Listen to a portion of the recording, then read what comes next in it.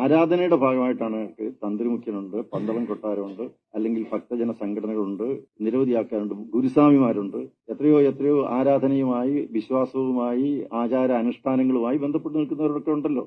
അതിനെല്ലാം മറികടന്ന് അതുമായിട്ടൊന്നും സ്പർശിക്കാതെ ഇവിടെ ഏകപക്ഷീയമായ ഒരു അയ്യപ്പ സംഗമം നടത്തുകയാണ്. ഇനി ശബരിമല ആചാര സംരക്ഷണത്തിന് വേണ്ടിയാണ് നടത്തുന്നതെങ്കിൽ, അല്ലെങ്കിൽ ആരാധനയുടെ ഭാഗമായിട്ട് നടത്തുന്നെങ്കിൽ, ഇവിടെ ആരാധനയും ആചാരവും സംരക്ഷിക്കാൻ വേണ്ടി ഐതിഹാസികമായ ഒരു വലിയ ഭക്തജന പ്രക്ഷോഭം നടന്നിട്ടുണ്ട്.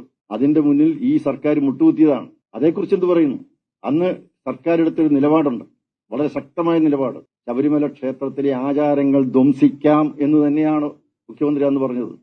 അതിനെക്കുറിച്ച് സുപ്രീം കോടതിയിൽ ഇപ്പോഴൊരു സത്യവാങ്മൂലമുണ്ട്. സത്യവാങ്മൂലം ഇതവരെ തിരുത്തിയിട്ടില്ല, പിൻവലിച്ചിട്ടില്ല. അപ്പൊ അങ്ങനെ പറയുന്ന ആൾക്കാർക്ക് അയ്യപ്പ ഭക്തന്മാരെ വിളിച്ചുകൂട്ടാൻ എന്ത് ധാർമ്മികമായ അവകാശം? ഈ ധാർമ്മികതയാണ് ചോദ്യം ചെയ്യുന്നത്. അതും പമ്പയിൽ വെച്ചാണ് നടക്കുന്നത്. പമ്പ എന്ന് പറയുന്ന സ്ഥലത്ത് ഗണപതി ക്ഷേത്രത്തിന്റെ മുന്നിൽ ഗണപതി മിത്താണെന്ന് പറഞ്ഞ ആൾക്കാർ ഒരുമിച്ച് ഒരു വലിയൊരു സമ്മേളനം നടത്തുകയാണ്. അവിടെയാണ് തന്ത്രിമുഖ്യൻ മഹേശ്വരർ അദ്ദേഹത്തിന്റെ സഹധർമ്മിണിയെ അറസ്റ്റ് ചെയ്തു. അവിടെ ആ സഹധർമ്മിണിയുടെ അല്ലെ തന്ത്രി കുടുംബത്തിൽപ്പെട്ടവരെയൊക്കെ അറസ്റ്റ് ചെയ്തു. അവരുടെ കണ്ണുനീർത്തുള്ളികൾ വീണ് നനഞ്ഞ മണ്ണാണ് പമ്പയിലേത്. അവർക്കെതിരെ കേസാണ് ഇപ്പോഴും. ഈ ആചാരവും ആരാധനയും പറയുന്ന മുഖ്യമന്ത്രി എന്താ ഈ തന്ത്രി കുടുംബത്തിനെതിരെ എടുത്ത നടപടിയെക്കുറിച്ച് എന്താ പറയാ? അറസ്റ്റ് ചെയ്ത് പിണറായിയുടെ പോലീസാണ്.